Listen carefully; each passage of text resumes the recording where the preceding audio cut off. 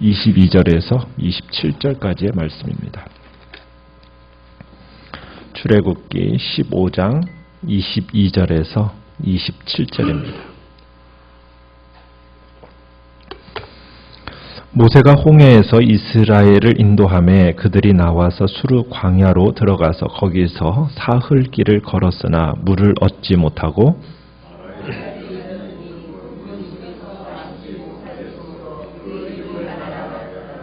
백성이 모세에게 원망하여 이르되 우리가 무엇을 마실까 하매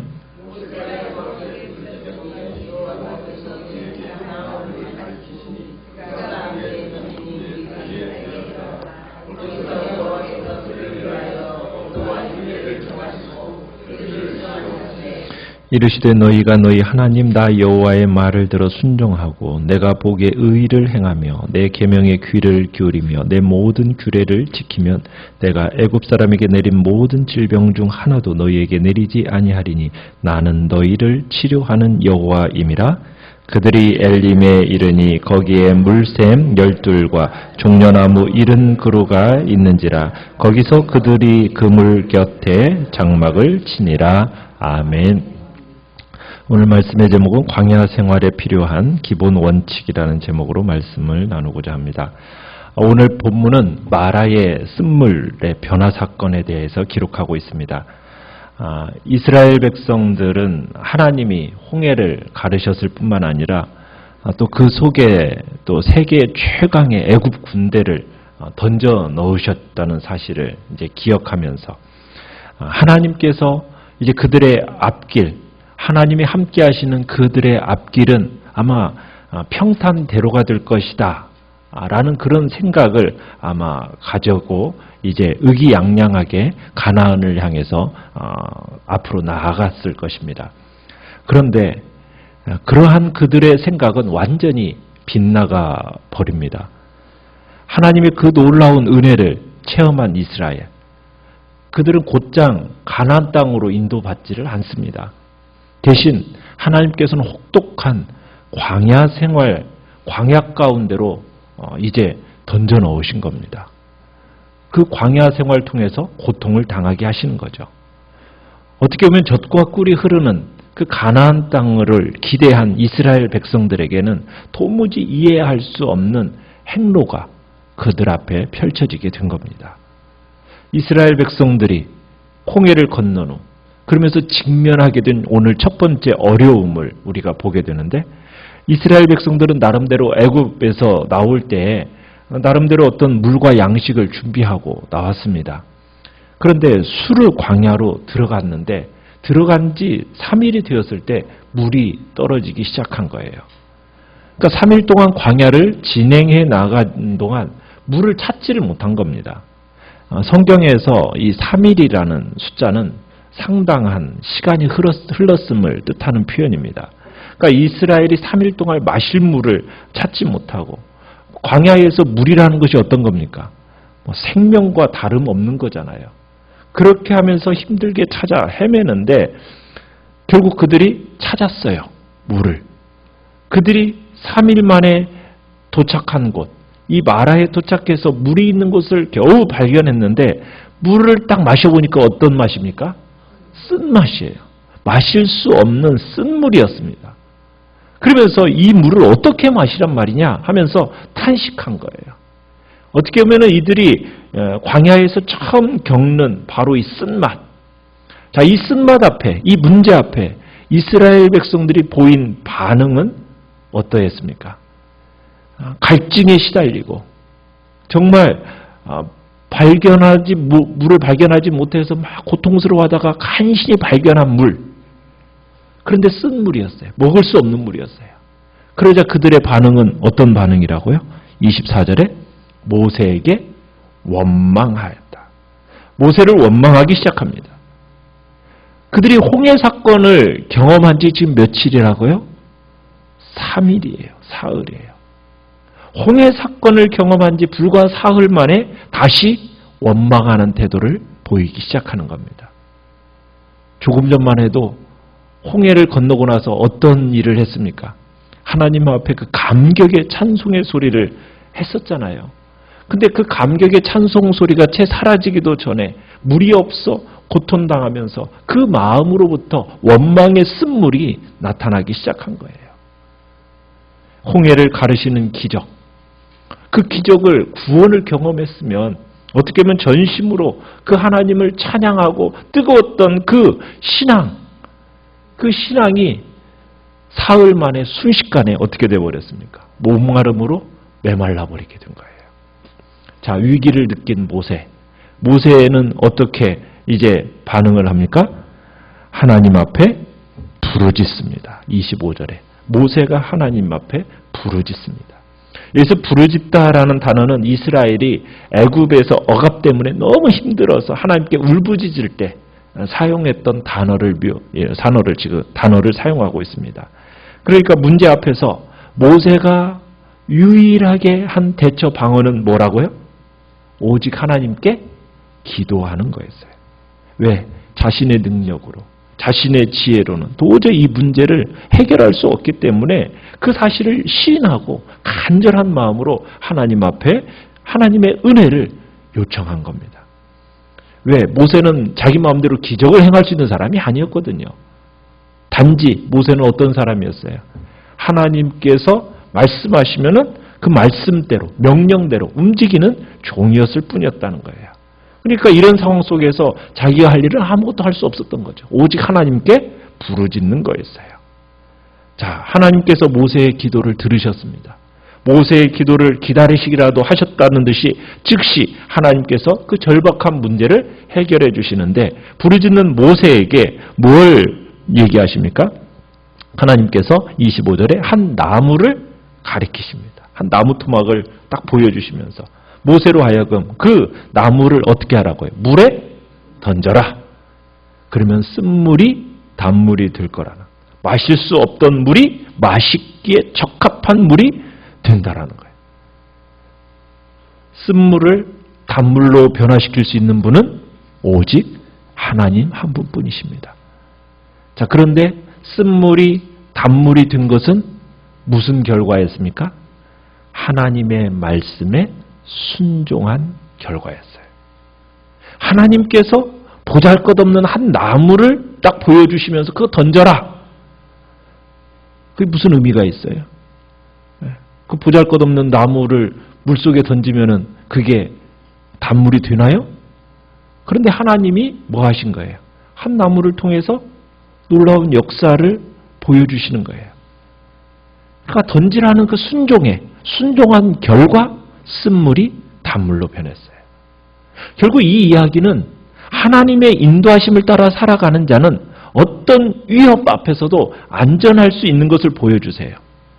그러면서 하나님은 어떤 분이신가? 나일강이나 또 이스라엘에 건넌 홍해와 같은 큰 물도 다스리실 뿐만 아니라 마라와 같이 작은 물도 다스리시는 분이 하나님이십니다. 그걸 강조하는 사건이에요. 그러면서 또 뭘 얘기하는 겁니까? 우리의 경험, 우리의 이해, 이것을 떠나서 하나님의 말씀에 근거한 믿음의 순종이 얼마나 중요한지를 지금 우리에게 가르쳐 주려고 하시는 거예요. 그러니까 하나님께서는 이 쓴물이 단물로 변화되는 것을 보면서 생명을 주시고 그리고 우리를 고치시는 분은 하나님밖에 없다. 이것을 알게 하시는 겁니다. 그러면서 이제 이 고통스러운 이 현장을 어떤 장소로 바꾸시냐면 언약 관계를 맺는 장소로 바꾸십니다. 자, 언약의 내용을 보시면은 25절 이제 끝에 하반절에 그렇게 얘기해요. 여호와께서 그들을 위하여 뭘 정하신다고요? 법도와 율례를 정하십니다. 그리고는 그것으로 시험을 하신다는 거예요. 그리고 26절에서는 뭐예요? 너희가 내 말에 순종하고 내 보기에 의를 행하고 내 계명에 귀를 기울이고 내 모든 규례를 지키면 어떤 역사가 있다고요? 애굽 사람이 내린 그 모든 질병 중 하나도 너에게 내리지 않겠다. 나는 너희를 치료하는 여호와이다. 여러분, 이스라엘 백성들이 하나님의 백성으로 부르심을 받았어요. 그러면은 하나님의 백성이라는 것은 누구의 명령과 누구의 통치에 순종해야 되는 겁니까? 이제부터는 하나님의 명령과 하나님의 통치에 순종해야 되는 거예요. 그러면서 하나님이 지금 광야 생활로 인도를 하셨는데 그 광야 생활 속에서 하나님께서는 무엇을 지금 만들어가고자 하시는 거냐면 이스라엘 백성들을 하나님 나라에 걸맞는 하나님의 나라에 맞는 그 성숙한 백성으로 만드시기 위해서 지금 연단해 가시는 겁니다. 광야는 어떤 곳인가? 하나님께서 예비하신 그 거룩한 처소, 가나안에 들어가기에 합당한 백성이 되도록 마련되는 훈련 장소가 광야인 거예요. 자, 그런데 하나님께서 이 광야 생활 가운데서 깊은 그 관계 속에 광야 기간의 목적이 뭐냐? 인간의 힘으로는 생존이 불가능한 곳이 광야예요. 그 광야 생활을 걸으면서 오직 하나님의 인도하심만으로 내가 가능하다. 이것을 철저하게 깨닫게 하시려는 것이 그 목적이 광야 생활입니다. 근데 인간은 참 본질적으로 교만합니다. 이 교만한 인간이라서 자신의 능력, 자신의 경험을 자꾸 의지하려고 그래요. 그러니까 자신의 경험과 능력을 하나님은 이 광야 생활을 통해서 어떻게 하시는 거예요? 깨뜨리시는 거예요. 무너뜨리시는 겁니다. 그리고 완전히 바닥까지 내려가게 하시는 거예요. 왜? 그러지 않으면은 우리 인간은요, 하나님을 바라보지 않거든요. 그러니까 하나님을 바라보고 하나님의 말씀을 붙들고 그분의 인도를 받아 순종하는 삶을 살려면은 우리의 교만이 깨져야 돼요. 그리고 오직 하나님만 의지하도록 하려는 그 훈련과 연단이 필요한데 그 연단과 훈련을 위해서 우리를 어디로 인도하시는 거예요? 광야길로 인도하시는 거예요. 그러면서 우리를 끊임없이 시험하세요. 광야 생활 속에서 시험을 하세요. 자, 시험을 하려면은 여러분 시험하려면 뭐가 있어야 돼요? 기준이 있어야 돼요. 그죠? 시험에는 기준이 있어야 되는 겁니다. 그래서 하나님께서 기준을 주시는 거예요. 이스라엘 백성에게 어떤 기준을 주셨어요? 법도와 율례. 하나님의 법도와 율례를 딱 정하시면서 그 기준을 딱 주시는 거예요. 그 기준을 따라 순종을 하라는 거예요. 그 순종을 통해서 우리가 단련이 되어지는 거예요. 그런데 그 순종은 믿음을 말하는 거예요. 그러니까 하나님께서 우리를 구원하셨고 하나님만이 나의 모든 생명의 근원이시며 이 광야길에 하나님이 나의 주인이 되심을 믿을 때에 진정한 순종이 나오는 거거든요. 그러니까 하나님께서 이 광야 생활의 연단을 통해서 이스라엘 백성 속에 숨어있는 불순종, 이기심 이런 것들을 드러내시고 그리고 그런 것들을 철저하게 이제 깨뜨려 나가시는 겁니다. 자신이 얼마나 하나님 앞에서 불순종하는 존재인지 하나님의 백성으로 살기에는 얼마나 부족한 존재인지를 광야 생활을 통해서 철저하게 깨달아 알게 하시는 거죠. 그리고 이스라엘 백성들이 이제는 하나님의 계명과 율법을 붙들고 순종하면 하나님이 어떻게 해주시겠다고요? 애굽에 내렸던 재앙과 병 때문에 고생하지 않도록 하겠다. 무슨 얘기입니까? 내가 너희를 애굽 사람처럼 취급하지는 않겠다. 너희들은 애굽 사람같이 취급받지 않는 그런 복된 방법을 지금 하나님께서 제시하고 계시는 거예요. 그 방법은 뭐예요? 하나님이 보여주신 그 율법과 규례를 순종하는 겁니다. 그럼 하나님은 질병으로 백성들을 치시는 분이 아니라 그 하나님은 그들이 치료받기를 원하시는 분이라는 것을 경험하게 될 거라는 거예요. 하나님은 치유자십니다. 모든 질병을 치유하시고 우리의 심적인 고통을 치료하실 수 있는 분이 바로 하나님이세요. 그러니까 치료와 회복을 말하고 온전하게 됨을 지금 주님은 말씀하고 계시는 거예요. 그러니까 이스라엘은 단순히 애굽에서 탈출하는 것, 이것만 탈출한 백성만 되기를 원하지 않으시는 겁니다. 하나님은 우리의 몸뿐만 아니라 우리의 생각, 삶, 모든 전체가 이제는 애굽의 그 습성에서 딱 벗어나가지고 하나님 나라의 백성답게 만들기를 원하시는 거예요. 그리고 그 길로 지금 하나님은 이끌어가고 계시는 겁니다. 하나님께서는 이 마라 사건을 통해서 이스라엘의 진정한 치료자가 누구인가? 그것을 지금 알려주고 계시는 거죠. 우리의 진정한 치료자 여호와 하나님임을 믿고 우리는 그분을 의지하고 그 말씀에 순종하며 살아가겠다라는 복된 결단을 우리가 이 시간에 해야 되는 겁니다. 자, 그 후에 27절에 보면 하나님께서는 이제 이스라엘을 물이 풍부한 엘림으로 인도하십니다. 엘림은 어떤 곳입니까? 샘물이 12개나 있고 야자수나무가 70그루, 그죠? 70그루가 있는 오아시스입니다. 엘림에 도착해서 이들이 마음껏 이제 물을 마시게 되면서 이제 이스라엘 백성은 광야길의 인도자가 누구인지 험한 환경 속에서 풍요로움을 누리려면 하나님께만 의존해야 된다는 것을 알게 된 거죠. 이런 물이 없는 상황, 이런 그런 상황 속에서 12개나 되는 샘을 주시고 질병과 고통 대신에 보호와 치료를 약속하시는 하나님.